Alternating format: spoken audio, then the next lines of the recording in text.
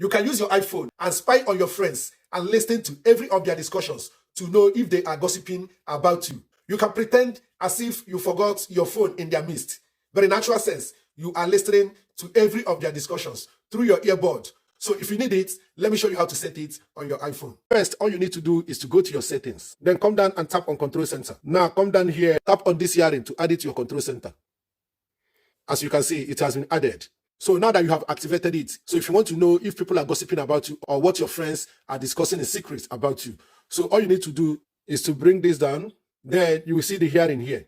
If you want to know everything they are discussing or gossiping about you, then make sure you already connect your earphone. Then you come down and tap there. Then you will see it is connected to your earphones. So now you'll be going out and pretend as if you forgot your phone in their midst. So when you go out, your earphone is on your ear. So everything they are discussing about you, everything they are gossiping, you are hearing it directly on your earphones.